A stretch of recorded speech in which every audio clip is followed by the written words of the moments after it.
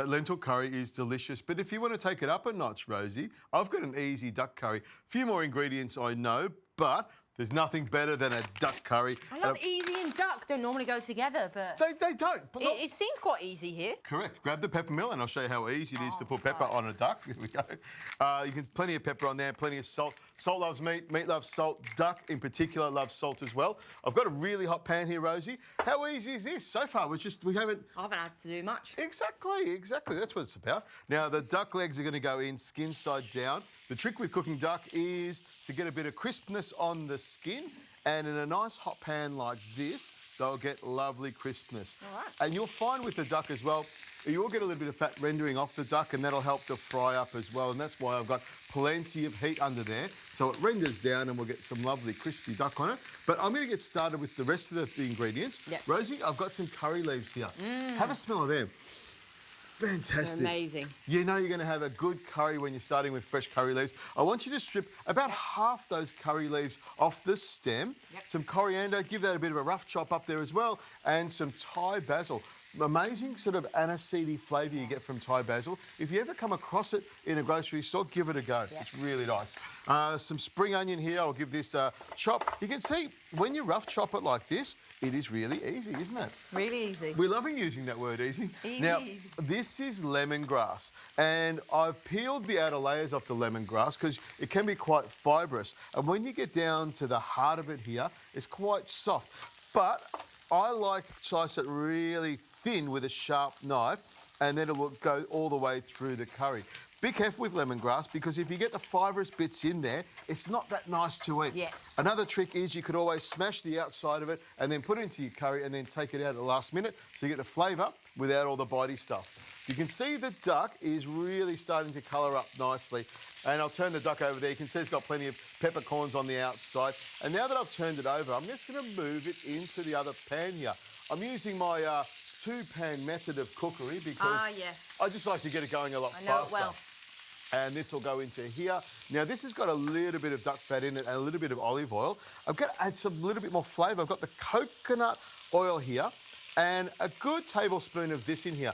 It's that tropical flavour that you talk about and love so much. It goes really well with curry. In that goes. The lemongrass is going to go straight in here. I could just pick Thai basil all day long. It is incredible. Fantastic. Now, you can see I've got a whole lot of stuff already prepared here. Ginger, garlic, carrot, kaffir lime leaves, and they're fantastic. They look like a lemon leaf in two parts, and they've got a great flavour to them. Some shallots and some chilies, a couple of types of chilli sliced, quite chunky. And the aniseed, the star anise has got a great flavour. Into the pan this will go, and this will start to sweat down very, very nicely. Now, I'm just going to toss it around like that, or if you're at home, I would recommend a wooden spoon to stir it around so it just cooks nice and evenly. A little bit of salt in there. You smell that coconut, can't you? I know. Delicious. And I'm looking at all those herbs. They are going to be fantastic. Rosie, I'm going to come across with my big claws here, like an eagle claw, and scoop it all up at once and then pop it straight in the pan. And you'll hear the pop of the curry leaves, but more importantly, it's the aroma and the smell of all those herbs in there. What do you think of that? Flavour. I really think Indian cuisine has the most flavour. Flavour is exactly what we're talking about, isn't it? I've got some curry paste here. I'm using some yellow curry paste. And you can make your own curry paste, but there's plenty of great curry paste that you can buy, and that's what makes it really easy. Great flavour really quickly, and that's what this is about. I'll use a whole jar of that, which is a perfect amount for this amount of duck. Stir that around, and the trick with a curry paste when you use it is to just break it up a little bit and stir it around in the pan so it comes apart like that. That is smelling good, isn't it? Exactly. You know it's going to be good. Now, this will take about a minute or so, and we'll start to get the flavour out of it. Now, if you can pass me the coconut over there, both tins of coconut, we're going to scoop that into there. You've got the cream in the milk there. Cream and milk are going to go in here. You can see as I scoop it out of the jar, we've got the solid that sits on the top, and it's a little bit of liquid underneath it. And that will give it a great flavour, because that's what it's all about. I've got some soy sauce over there, Rosie, and some water. If you can pass that over to me as well. Scoop that out of there so you make sure you get every little bit out of it. Some soy sauce, I'll put about half a tablespoon in there just to give it some flavour, and of course some water to thin it out a little bit. Pop that in there like that, and some coconut sugar, about 2 tablespoons of that in there. That'll sweeten it up nicely. stirring it around like this to make sure it all comes together. You can see the colour of the curry paste is just beautiful, isn't it? I want to eat it just like that. I'd stick some tofu, tempeh in there, mushrooms, eggplant. Oh.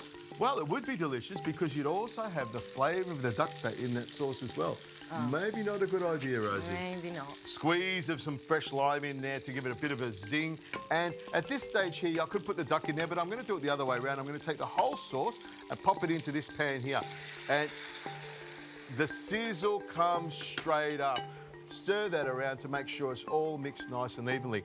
Now, Rosie, I'm going to turn this down to a very, very low heat and let it simmer away. I'll also pop a lid on the top of it to keep it nice and snuggly in there. This is going to take about an hour and 20 minutes, simmering away very, very gently. I'll know it's cooked because when I put my fork in there, the duck will come apart. This will be a crack of a curry. I can't wait for you to try this. Me too.